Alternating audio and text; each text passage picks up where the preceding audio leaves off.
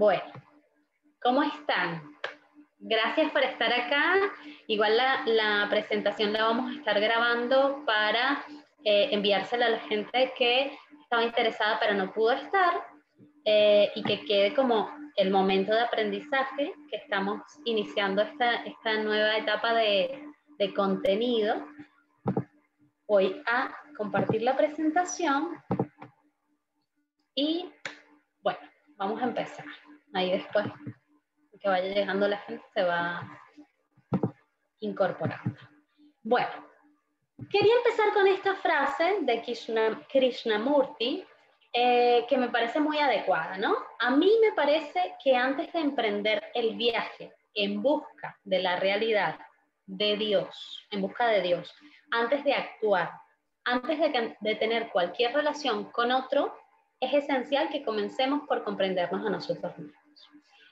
Y me pareció muy adecuado porque el eneagrama es un viaje de autoconocimiento, ¿ok?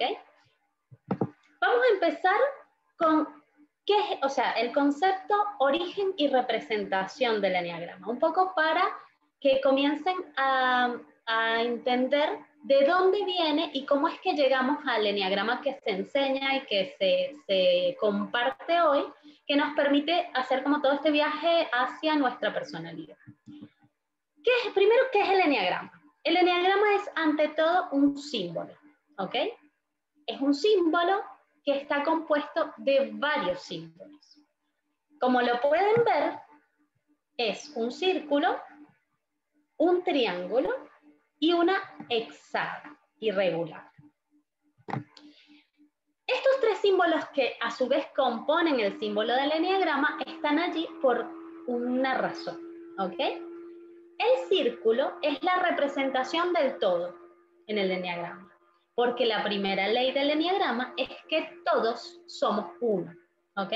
Entonces el círculo lo que nos viene a decir como símbolo, como simbología, el significado de ese signo allí, es que todos nosotros formamos parte del todo, ¿ok? Y que todos nosotros tenemos una chispa divina. Claudio Naranjo decía, él hacía una analogía con la semilla, ¿ok? Él decía que la semilla de un árbol tenía en su interior todo lo que ese árbol necesitaba para ser un árbol, para dar frutas, para dar flores, para crecer, para dar sombra, para hacerse maravilloso, que no tenía que preguntarle a nadie cómo ser un árbol, y que nosotros somos iguales, ¿ok? Nosotros somos un ser perfecto, que tiene todo lo que necesita para desarrollarse. El segundo símbolo, que es el triángulo, representa la ley del 3, ¿ok? En el universo, todo lo que es la combinación de tres fuerzas distintas.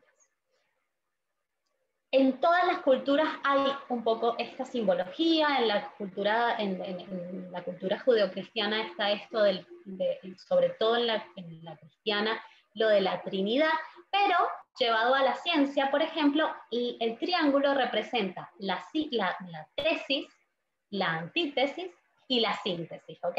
Dos fuerzas que juntas dan como resultado una tercera fuerza o una tercera, un tercer resultado. En el eneagrama se habla de madre, padre, hijo. Esa triada es la relación madre, padre, hijo, donde psicológicamente se generan tantas otras cosas relacionadas con nuestra psiquis, ¿ok? Se dan todos esos procesos de fijación de la personalidad.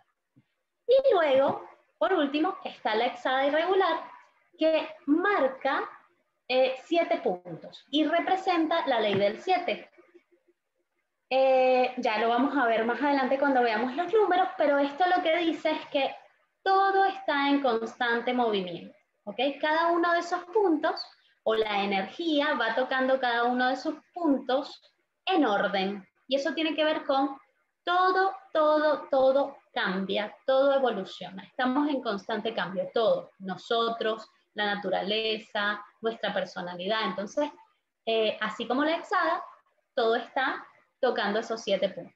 Y tiene relación con la ley del 7.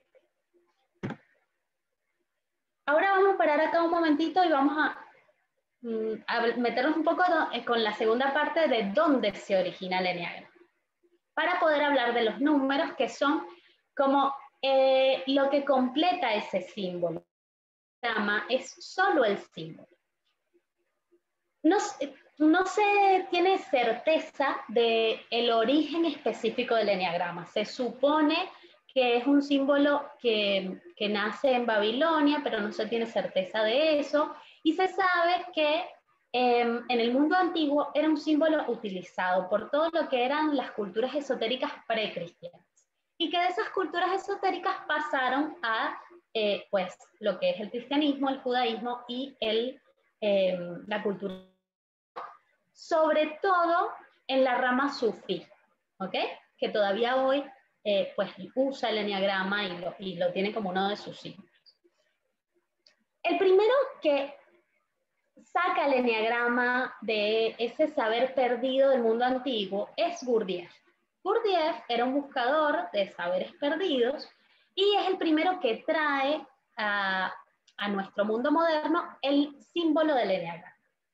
Gurdjieff es el padre de lo que se conoce como el cuarto camino, y bueno, y aunque él trabajaba con el eneagrama, nunca escribió sobre eneagrama, porque él decía que no estábamos preparados para entender este símbolo, que era demasiado profundo y que estaba muy relacionado con todo lo que es la espiritualidad. Sin embargo, Gurdjieff sí desarrolló, trabajaba con el eneagrama y desarrolló lo que se conoce como las danzas sagradas, ¿ok? Se dibujaba el símbolo y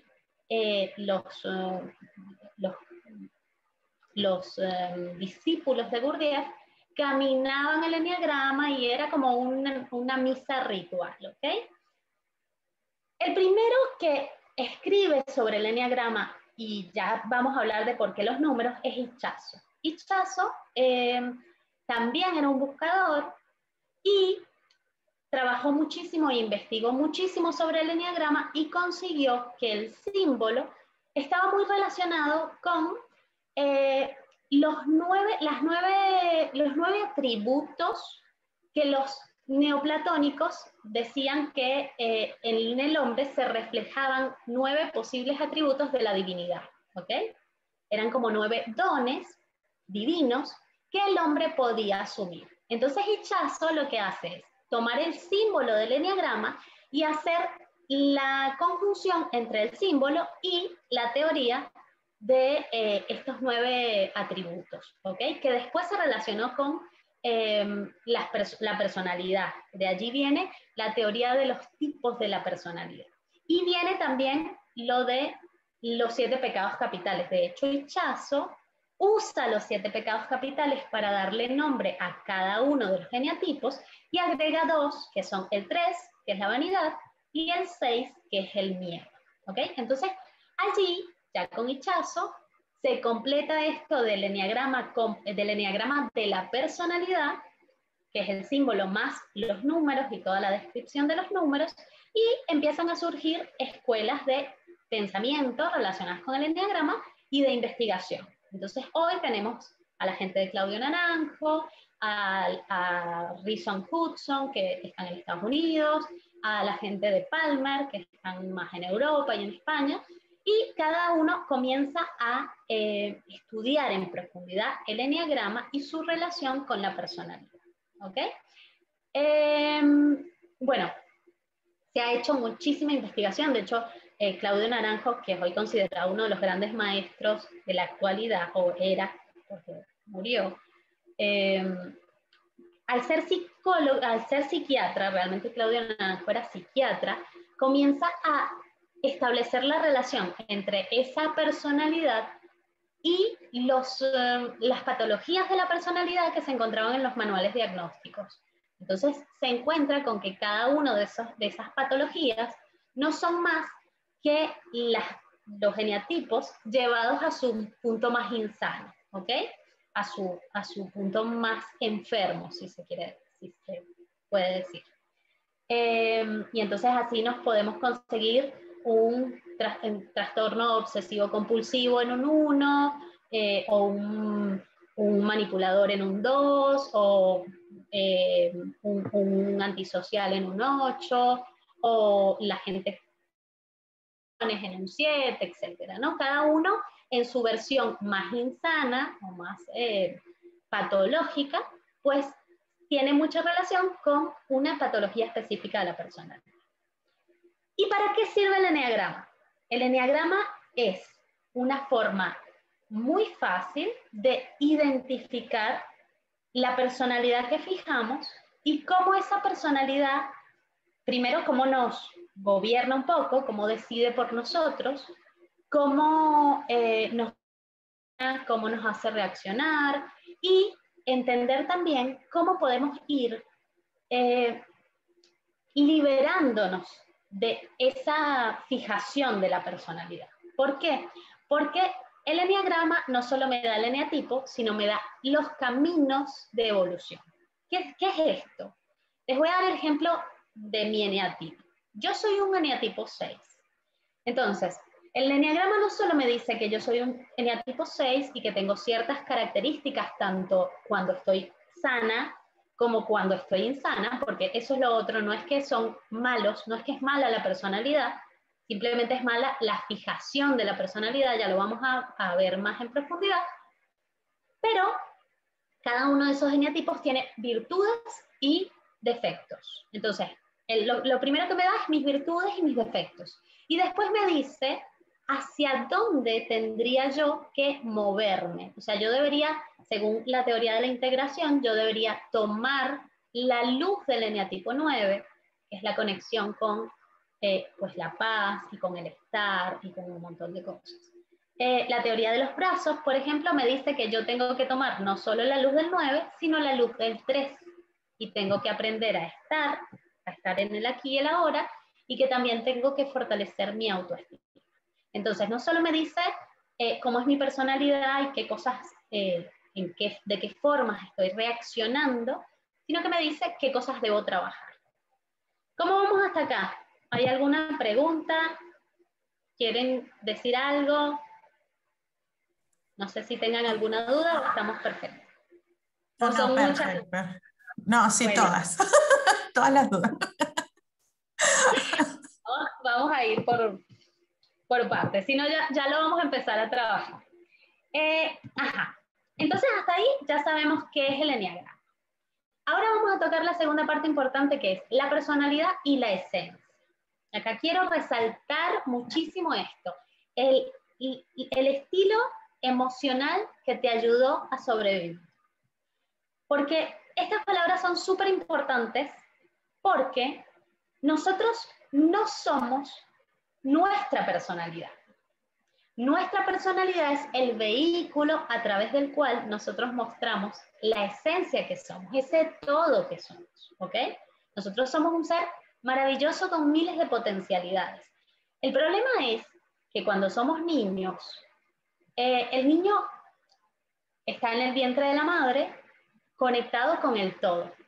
Está ahí seguro, no tiene hambre, no tiene frío, no tiene sed, no tiene miedo, está seguro. Incluso hasta los 8 meses, como nosotros, niños, cuando éramos niños, ni siquiera estábamos enterados que nuestra mamá y nosotros no éramos la misma persona. El niño hasta los 8 meses cree que mamá y yo somos lo mismo. Y a los 8 meses se da el conflicto de la angustia por separación, tiene que ver con que el niño hace consciente, ya va, mamá es alguien y yo soy otro alguien. Entonces, si somos dos, mamá se puede ir. Y allí empieza una angustia grande que se relaciona con hacer consciente la dualidad de este mundo, que es una ilusión. Realmente somos uno, estamos conectados con el todo, pero en esta experiencia vivimos la dualidad, y esa dualidad nos genera muchísimo miedo. Entonces, a partir de esos 8 meses, más o menos hasta los 8 años, decía Claudio Naranjo, algunos lo establecen una edad menor, el niño en muchos momentos va a sentir la carencia de amor, porque esos padres, por más buenos que sean, no pueden darle lo que le daba el vientre, esa sensación de contención, de seguridad, de no me falta nada. Entonces, el niño va viviendo situaciones traumáticas. Nosotros fuimos viviendo situaciones traumáticas. Ahí voy a parar esto ahora. Y entonces fuimos probando distintos estilos de personalidad, o sea, distintos estilos emocionales, porque somos un niño, no tenemos las herramientas que tiene un adulto, y vamos probando. En algún punto fijamos un estilo de personalidad, un estilo emocional, y ese estilo emocional nos salva de la carencia. Es decir, hace que no sintamos ese miedo profundo y ese dolor profundo. Entonces, una vez que fijamos la personalidad nos ayuda a atravesar ese camino hasta que somos adultos. ¿Y qué pasa en la adultez? Que la personalidad se vuelve un poco inútil, porque ya soy un adulto, ya no debería agarrarme de este estilo emocional para reaccionar. Yo podría decidir cómo reaccionar. El problema es que ya me acostumbré a ese estilo. Entonces, ¿qué pasa? Reacciono todas las veces de la misma manera.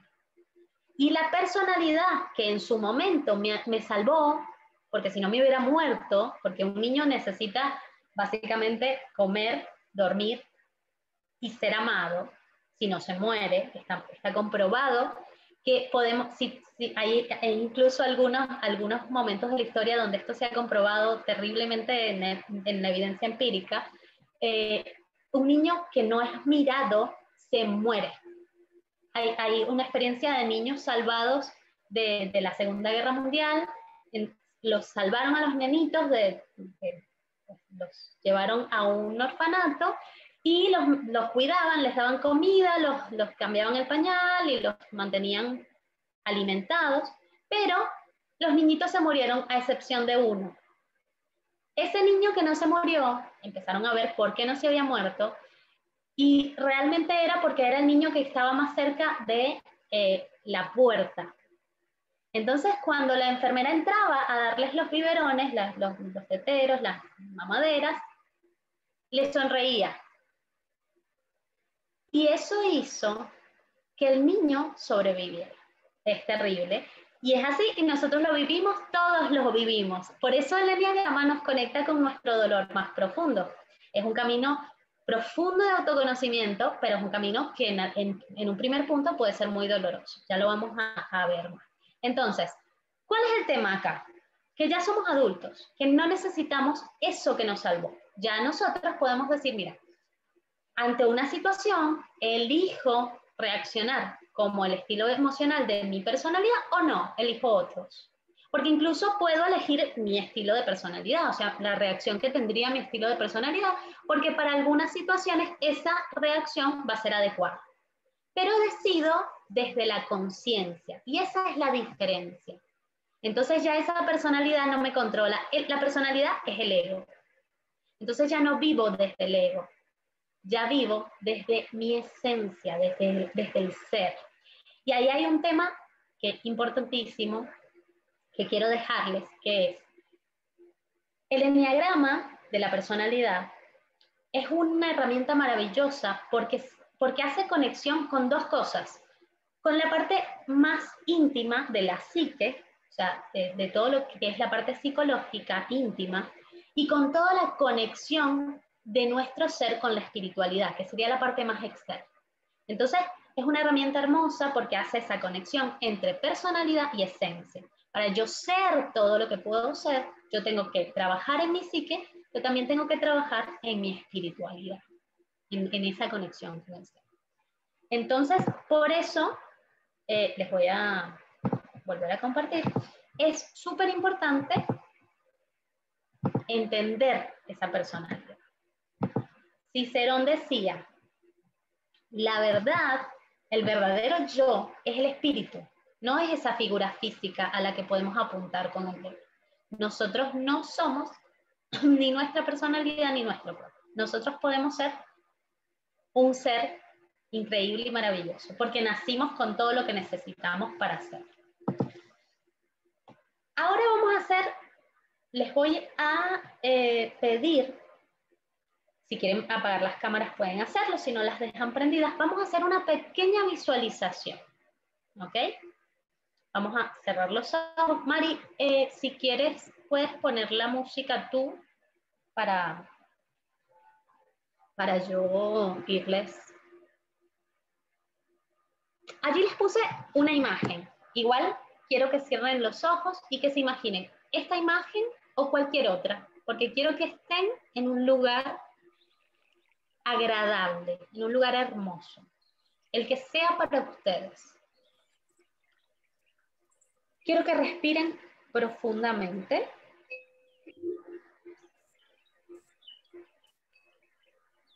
Y se conecten con la paz de ese lugar.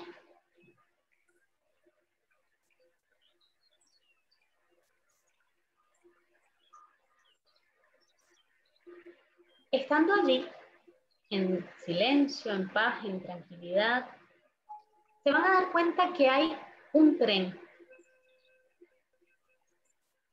Y van a sentir muchísima necesidad de subir a ese tren.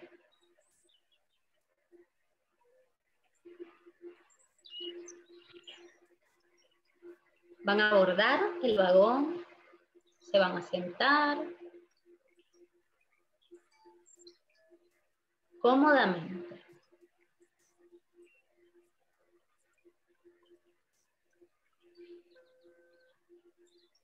Y van a escuchar cómo el tren comienza a moverse.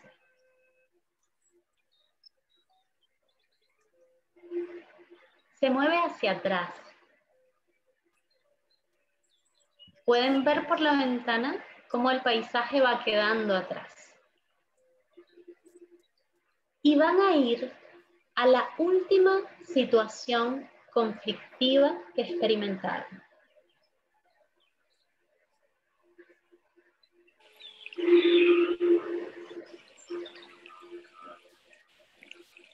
Van a ver a las personas con las que estaban en conflicto, con las que estaban interactuando. Van a verse a sí mismos o a sí mismas. Van a escuchar y observar qué pasó. ¿Qué dijeron? ¿Qué ocasionó el problema? Miren su cuerpo, sus facciones.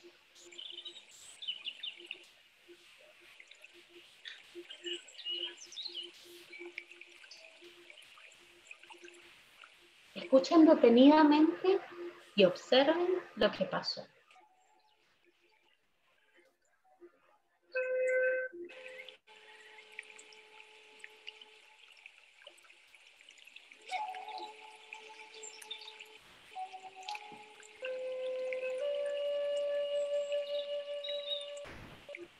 Y ahora van a agradecer a esa situación.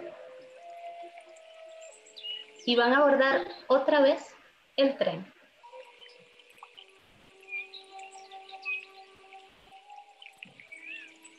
Escuchen cómo se pone otra vez en marcha. Pero ya no va hacia atrás. Ahora pueden ver por la ventanilla cómo el paisaje viene hacia ustedes. Y se detiene nuevamente en ese hermoso lugar al que fueron al principio.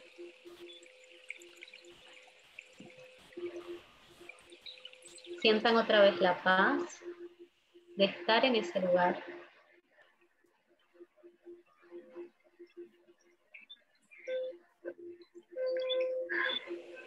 Respiren lenta y profundamente.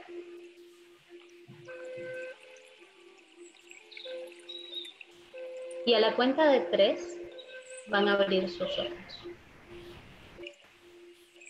1, 2, 3.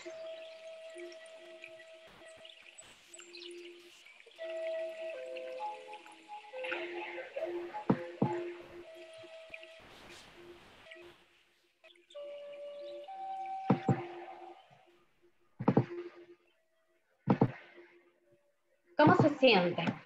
Vamos a integrar acá. ¿Para qué elegiste hacer esto? No les voy a preguntar cuál fue el conflicto, salvo que ustedes quieran hablarlo, pero sí les voy a dejar estas preguntas que son súper importantes. La primera es si les habría gustado actuar distinto. Porque al ser observador, dejamos de ser objeto. Entonces, puedo notar cosas que no había notado, tanto del conflicto, de mi reacción, de tema en sí mismo. Entonces, la primera pregunta es si les hubiera gustado actuar de manera distinta. La segunda es, si quedaron cosas por decir, o sea, si ustedes sienten de esa situación que hubo cosas que debieron decir y no dijeron, o si por el contrario, dijeron cosas que hubieran querido no decir. Y la tercera, si pudieron explicitar lo que necesitaban o lo que querían. ¿Y por qué es importante esto? Porque cuando vamos hacia el observador, veo ese conflicto, pero también veo cómo reaccionó mi personalidad. La mejor forma de ver al eneatipo actuando es verlo en situaciones críticas.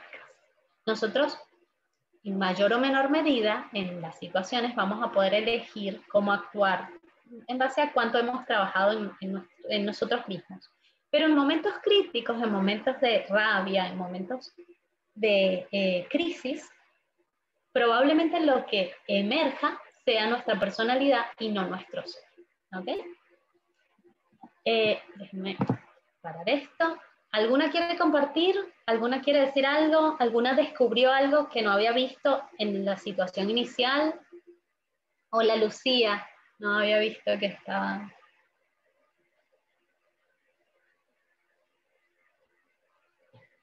Bueno, comparto otra vez. Y ahí vamos a la tercera parte, ya para... Nos falta solo esto y otra cosa porque es mucha información y esto es un pequeño inicio, un pequeño como mordisquito. El eneagrama da muchísima información, como les decía, no solo me habla del eneatipo. El eneatipo me da mucha información de mí mismo, pero también hay un montón de otras cosas que me dicen cómo reacciono, cómo actúo, desde dónde actúo, dónde están las motivaciones. Una de las cosas más importantes que nos da el eneagrama es el centro de energía. Existen tres centros de energía, tres centros vitales, que son básicamente las tríadas visceral, emocional y racional. Y esto con lo que se relaciona es con ¿cuál es el enfoque primero? ¿Cuál es el enfoque temporal que yo suelo tener dado mi eneatipo de personalidad, mi personalidad, y de dónde proviene mi energía, mi mayor energía? Entonces, están la tríada de los viscerales, que son el 1, el 8 y el 9, que son gente cuyo enfoque está muy en el presente. Y su energía viene del cuerpo. ¿Ok? Son gente muy, muy dispuesta a la acción, a actuar. Ellos actúan, en algún momento de crisis, ellos resuelven. Después se detienen a pensar, después se detienen a sentir lo que pasó, pero lo primero que hacen es ir y actuar. Ya lo veremos en otros momentos de aprendizaje que seguiremos ahondando ya sobre los eneatipos. Dentro de la tríada visceral hay un eneatipo, que es el eneatipo 9, que aunque es visceral, está encubierto. ¿Ok? El 9 pertenece a los viscerales, actúa, pero no parece tan activo como el 8 y el 1, ¿ok? Que son bien enfocados a la acción. Después está la tríada de los racionales, cuyo enfoque temporal es hacia el futuro, y la energía viene de la mente. Entonces, el 5, 6 y 7 están todo el tiempo pensando en el futuro y están todo el tiempo pensando. ante una situación, ellos primero analizan la situación. Es increíble cuando a la gente 5, 6 y 7, a la gente que se identifica con estos estilos de personalidad, muchas veces les preguntamos qué sienten y nos responden, pienso esto o aquello. Es que creo que esto debería ser así o que... Y es porque les es muy difícil conectar con la emoción o con el hacer. También sufren de parálisis por análisis. O sea, le dan muchas vueltas a las cosas y eso hace que retrasen la acción, que es lo que haría un visceral. El visceral iría a la acción. Y después, por último, están el 2, el 3 y el 4, que, bueno, dentro de la actividad de las racionales, también el 6 es el 7 es el eneatipo que es un racional solapado, porque no parece tan racional porque está muy conectado con el hacer, pero el hacer desde el acumular experiencias, ¿ok? Sí, fiesta, viajes, amigos, charlas, muchas cosas, porque el 7 es el eneatipo que se conecta mucho con el disfrute.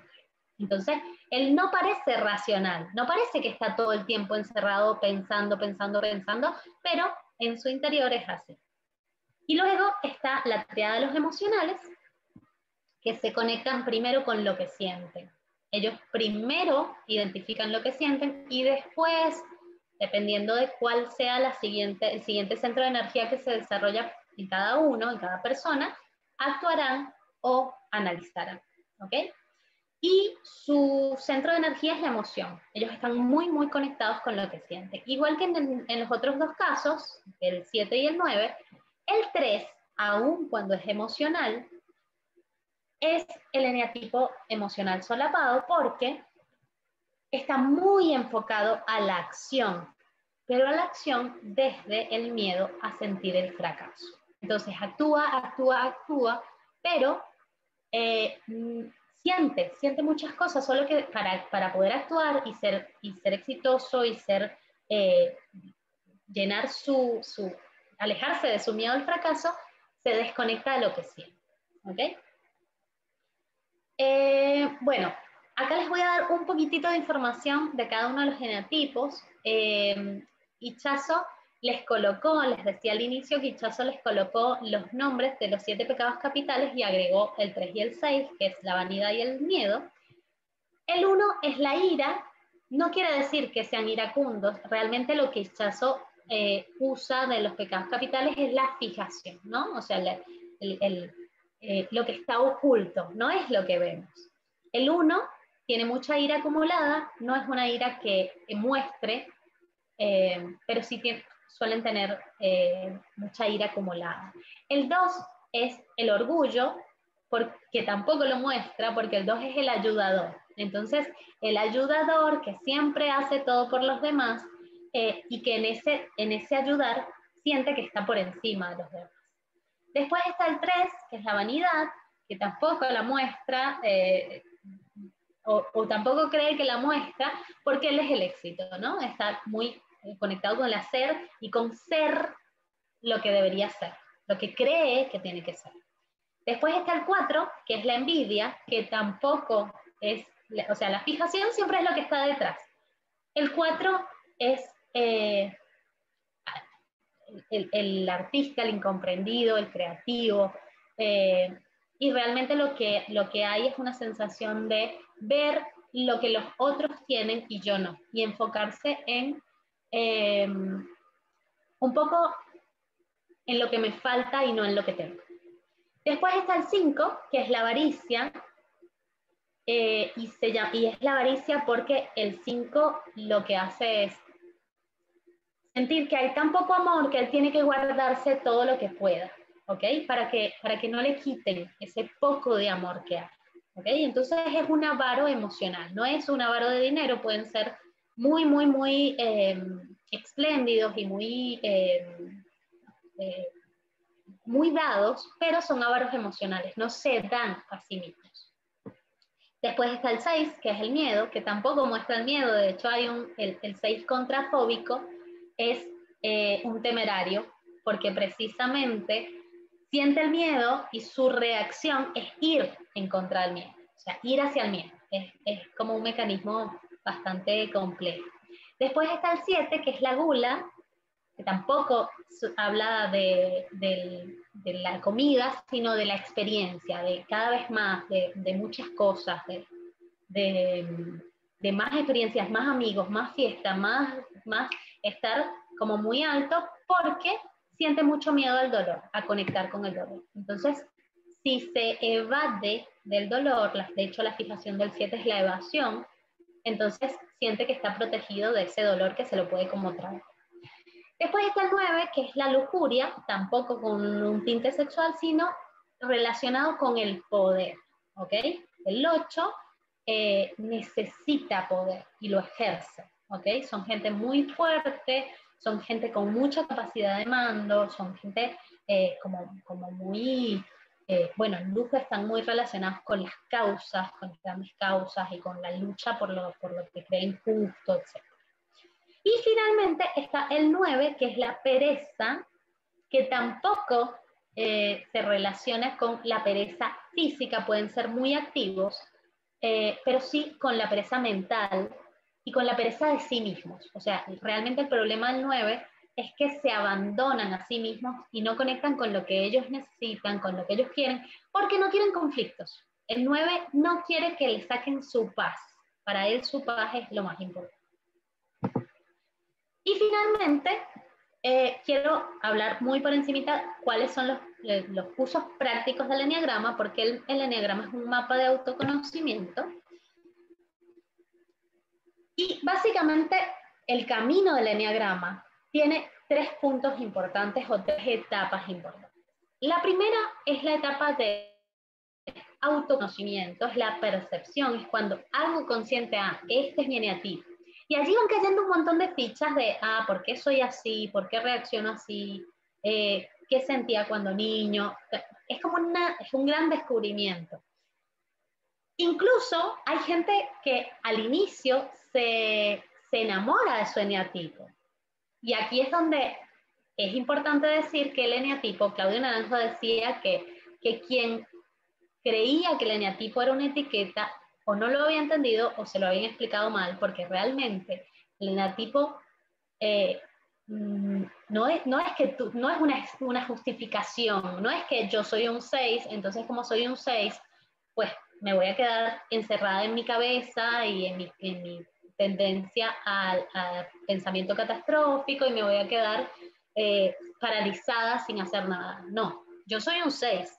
Y estas son las cosas que naturalmente surgen, pero yo soy un ser, soy un todo. Entonces yo tengo que trascender ese 6 y allí es donde viene el proceso de autoaceptación, porque bueno, el eneagrama genera primero un proceso de dolor profundo por la herida infantil, esto de este niño que sufrió esa carencia y se conectó con ese estilo de personalidad, y segundo, bueno, con toda la sombra de cada eneatipo, porque así como cada eneatipo tiene un montón de luz, cada uno tiene una sombra. Entonces, y es una sombra que cuando nos identificamos con ese eneatipo, está en nosotros y surge. Entonces, hay un proceso de tomar mi personalidad, ese estilo emocional que me salvó, y tomar también mi ser, entender que no soy esa personalidad y que puedo trascender. Y después, allí, entonces comienza un proceso de autorrealización, que es cómo empiezo a moverme por el eneagrama y empiezo a desarrollar los estilos emocionales de otros eneatipos. Empiezo a tomar otros eneatipos, empiezo a entender cuál es el camino que tengo que recorrer, porque cada eneatipo tiene un camino que el eneagrama recomienda para mejorar, para integrarse, para tomar fuerzas, para mejorar como soy. Entonces, por eso es un mapa maravilloso de autoconocimiento. Les ponía lo de explora ser tu esencia, porque desde Basaligui ese es nuestro eslogan. Nosotros, la invitación es que exploren ser su esencia, lo que son, ¿ok? Ese ser maravilloso que ya son. Les voy a dejar este video. Ay, no, ya, que les tengo que compartir Hay momentos en la vida en los que... Perdón. ¿Se escucha? ¿Se escucha? ¿No? Primero sí se escuchaba, pero ahorita no se está escuchando. Porque tengo que compartir con Sony. Vamos a ir hasta acá. Ahora sí.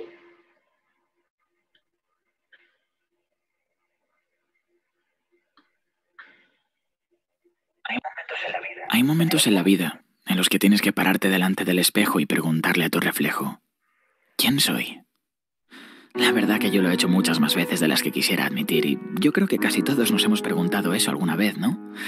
Aunque no lo creas, ¿y si te dijera que tú tienes la respuesta a esa pregunta?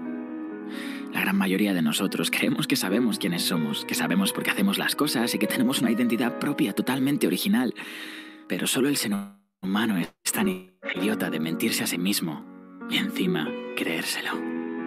Cosas tan cotidianas y normales como maquillarse, tu peinado, tu manera de vestir, las amistades, tu trabajo, tus sueños.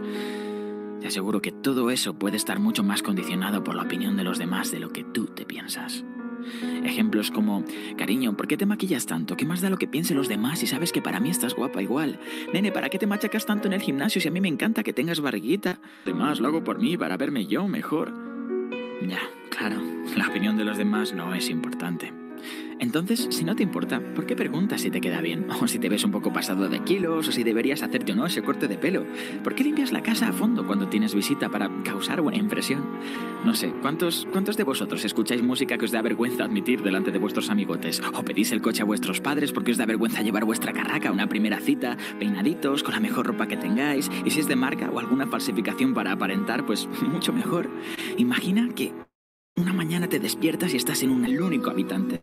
Sin padres a los que hacer sentir orgullosos, sin jefes a los que rendirles cuentas, sin amigos con los que aparentar para ser aceptados, sin chicos ni chicas a los que impresionar para gustarles. Estás solo, nadie te va a juzgar. Puedes hacer lo que quieras, cuando quieras y de la manera que quieras. Es que es una sensación de libertad que no se puede explicar.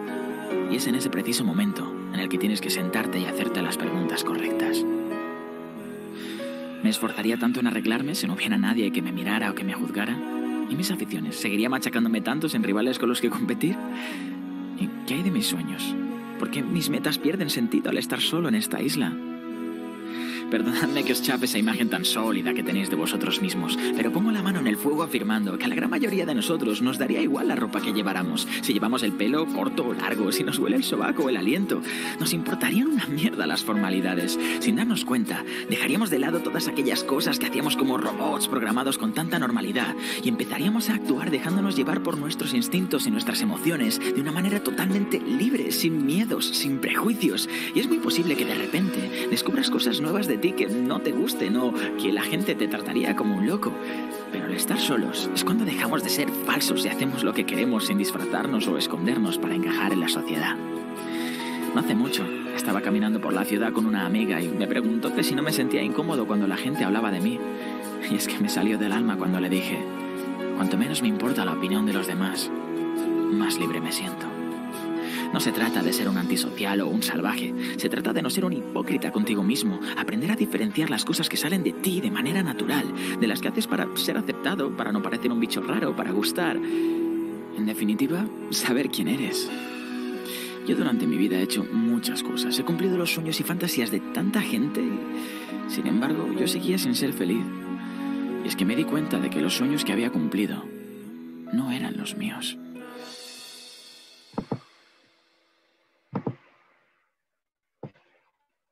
Bueno, me encantó el video, por eso lo puse. Me parece que está muy relacionado con esto. La personalidad nos sirvió muchísimo cuando éramos niños, nos sirvió muchísimo. Es una herramienta súper útil, es el vehículo a través del cual nosotros podemos mostrar nuestra esencia, pero lo más importante y lo realmente medular es que nosotros podamos ser esa esencia y conectar con esa esencia. Así que bueno, estoy maravillada del tiempo. Vamos a lograr que sea 1 hora no más, me gusta. Y bueno, darles muchas las gracias por estar acá, darle las gracias a los que lo van a recibir por verlo hasta acá. Y bueno, y esperar que este sea como una semillita para emprender su camino de autoconocimiento. Si es con enneagrama, ¿cada cuánto es recomendable hacerse un enneagrama?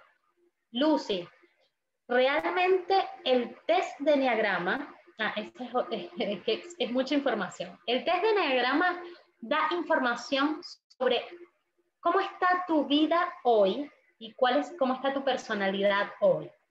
Pero el test no te da el eneatipo. El eneatipo es una cosa que se descubre porque está ahí y va a estar ahí siempre, o sea, no va a cambiar. Lo que nosotros podemos hacer es alcanzar distintos caminos, distintos como estadios de sanidad mental, o sea, y de sanidad de la personalidad.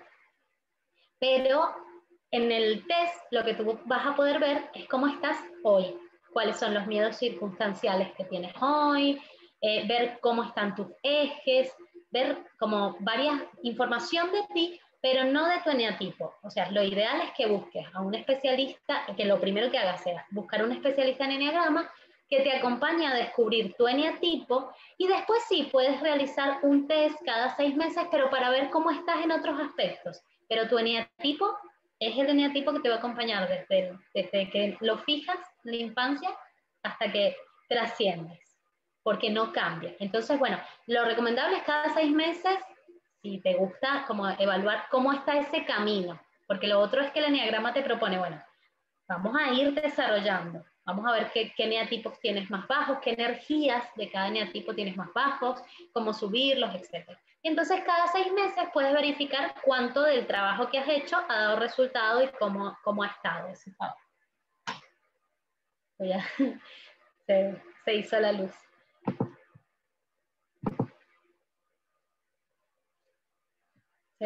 No me había dado cuenta que estaba oscuro.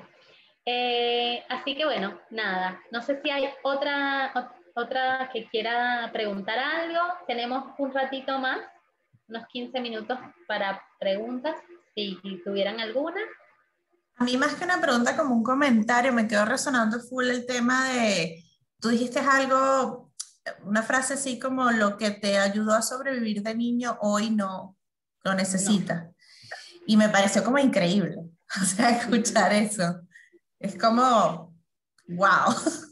Y nada, me encantaría como aprender muchísimo más de esto y sobre todo, bueno, escuchando lo que decías, es normal que uno se identifique con algo, apenas escucha, digas, esto me suena como El a mí. enneagrama también pasa algo muy especial con el enneagrama, porque por eso tiene, incluso Claudia Naranjo, la gente de la escuela de Claudia Naranjo, habla del enneagrama no como un proceso de autoconocimiento de la personalidad, sino como un proceso de conexión con la espiritualidad. Y varios autores hablan de la carga espiritual que tiene el enneagrama. Pasa algo muy increíble. Van a empezar a caerte fichas, muchas fichas, y vas a empezar a entender un montón de cosas, y te van a empezar a resonar muchas cosas. Y lo otro es que vas a empezar, cuando empieces a ver las esencias, también suele pasar que uno dice, ah, soy 1, ah, soy 2, ah, soy 3, ah, soy todo. Porque es que todos tenemos algo de todos, y todos debemos desarrollar la luz de todos. Pero la fijación es algo que quedó como impreso en tu ser, y es el miedo constitutivo. O sea, un 6 siempre va a actuar de una forma y un 7 puede actuar de la misma forma, pero la motivación es distinta. Es totalmente distinta. Entonces, el problema de esto que te resonó de la personalidad es que esa motivación surge naturalmente. O sea, por ejemplo, yo pasa algo y voy a desconfiar porque soy un 6, voy a dudar. Yo no confío en mi criterio, eso fue lo que yo fijé de niño. Mi criterio no es confiable.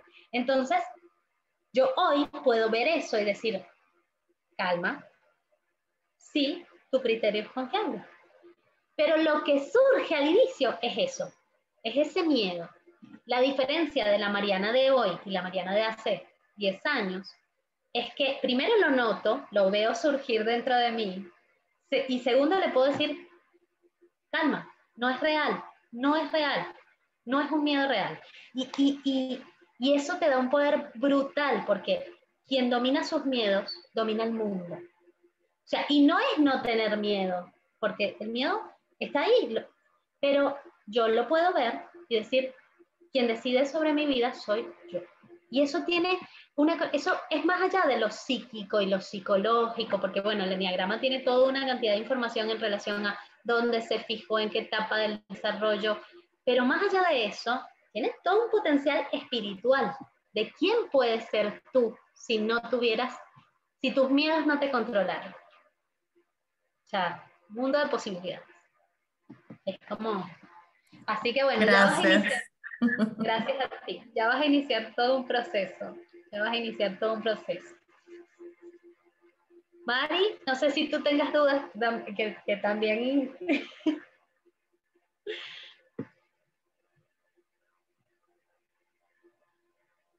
Bueno, si la idea de esto, de los momentos de aprendizaje, es continuar haciendo pues pequeños estas clasecitas de 1 hora en donde pues les entreguemos información. La semana anterior estuvo Alejandro con GTD y bueno, la idea es irles entregando. Mi idea es seguir haciendo momentos de aprendizaje relacionados con el enneagrama porque hay muchísima información. Entonces, bueno, esperamos tenerlos por allí, tenerlas y nada, muchísimas gracias. Ustedes, chicas, gracias, súper interesante. Cuenten conmigo. Estoy así. Bueno. Quiero saber mucho. Quiero saber más. Soy todos los números. Soy 1, 2, 3, 4, soy 9. Buenísimo. Sí. Gracias, de verdad, Mariana. Muchas gracias. Gracias Estuvo a ti, Luz. bellísimo, genial. Me llevó mucha información. Antes de que se vayan, quería compartirles rapidito mi experiencia con Mariana, que yo el tema de enneagramas lo conocí hace poquitos meses por Mariana, y fue, digamos, claro, tuve el honor de poder tener una sesión individual con Mariana. Entonces, digamos que la primera tarea fue ir a investigar cómo se origina cada eneatipo. Y dicho y hecho, empecé, yo soy ese, y el 2, ese te lo tengo, ese soy yo también, y el 3, ese también soy yo, y el 4, sí, claro, es que yo soy 4, claro. No, pero es que mira, yo también soy 5, no, mira, y el 6. Pero sí me pasó que al final me di cuenta que tenía, de tantos tenía un poquito, pero sí identifiqué, al final cuando los vi todos, yo dije, yo como que soy 4. Y yo, María, entonces después en la segunda sesión con Mariana, yo como que soy Mari, será, y Mariana, bueno, y entonces claro, seguimos investigando, seguimos dando, profundizando en esto, en las características de cómo se origina, y después no solo cómo se origina, sino ya una vez que lo identifico, y me doy cuenta porque después me doy cuenta de que es como un vicio a muchas reacciones y soltarlas a veces es doloroso y entonces claro, darme cuenta de que no es hoy, sino que he sido siempre así y empezar a soltar conscientemente. Wow, ha sido todo. Yo les recomiendo que vayan a tener las sesiones individuales porque obviamente toda la teoría es, primero que es muchísima y segundo que cuando lo llevas a tu caso personal, digamos, a la práctica, es wow, es efecto wow.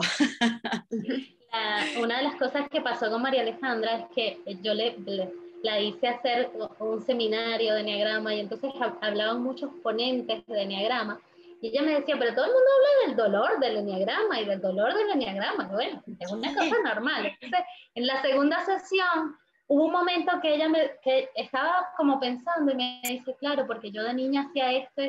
Y fue a partir de esa sesión. Después empezó a estar esa semana, ¿te acuerdas, Mari, que estuviste como súper movida? No.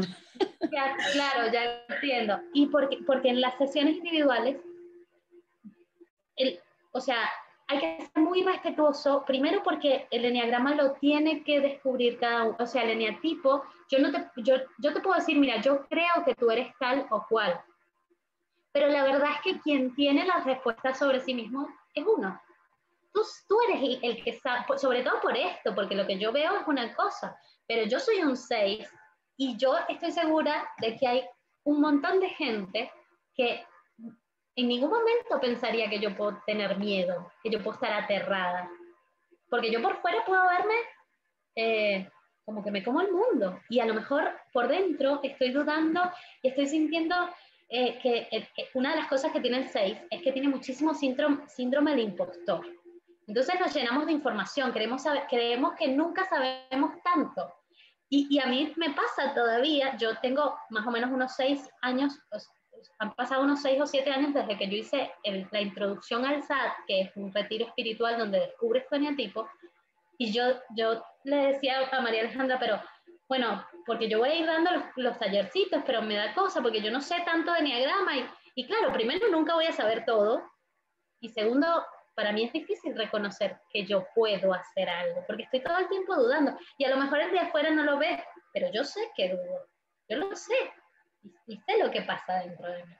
Entonces, por eso en las sesiones la idea es acompañar el proceso de descubrimiento del eneatipo, y porque después de que acompañamos esa caída, que es dolorosa, que esto que le pasó a María Alejandra, de entender, el dolor del eneagrama está en verme desnudo, y cuando se habla de desnudo, es desnudo, y eso es muy doloroso. Entonces, la idea es acompañar ese proceso doloroso con compasión, con amor, y luego sí, acompañar el proceso de evolución, de bueno, ya sé que soy esto, ya sé que soy un 6, y que voy a dudar, pero puedo tomar del 9 la paz mental, tomar la autoestima del 3, que puedo tomar mis alas, porque después hay tanta información.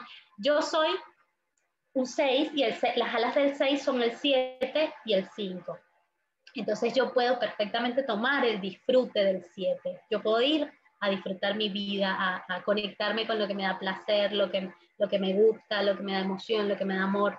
Y puedo también ser muy consciente de la realidad, conectarme con una visión más racional, apartando mi miedo y viendo las cosas objetivamente, porque son mis alas, yo me puedo agarrar de ellas como para volar, de hecho, por eso se llaman alas. Y puedo seguir siendo un 6, siempre voy a ser un 6.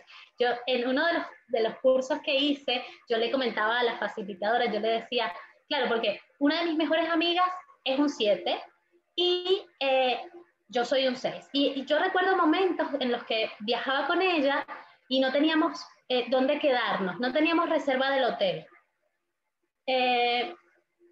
Claro, y Mariana decía, no importa, ya veremos, nos quedamos en la playa. Y yo iba igual y disfrutaba igual, pero yo estaba aterrada, o sea, yo estaba pensando o sea, yo estaba muerta de miedo. Y ella, que es un 7, jamás en la vida se le va a pasar por la cabeza que no vamos a conseguir, no, sí. Y lo que pasaba era que Mariana se conseguía algún amigo, o sea, Mariana, esta amiga, se conseguía un amigo que tenía una casa con piscina y que tenían una fiesta y todo, porque al 7 todo le sale bien porque él está conectado con disfrutar, entonces él no está pensando si hay reserva, si no hay reserva. Yo iba igual, pero estaba aterrada y yo estaba pensando en que teníamos que haber hecho la reserva y que nos podía pasar cualquier cosa y que con quién nos íbamos a quedar. Y puedo disfrutar porque agarro mi ala 7, pero soy un 6. Entonces, bueno, todas esas cosas se van descubriendo en el camino de autoconocimiento, y aparte es un proceso que después de cierto tiempo ya es muy lindo porque te ves con compasión, te conectas con otras cosas de ti, y bueno, yo a todo el que puedo mostrarle el eneagrama se lo muestro porque para mí fue un antes y un después.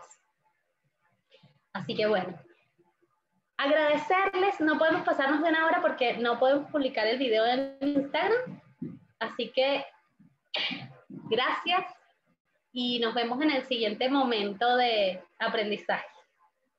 Acá porque con el fondo no se ve.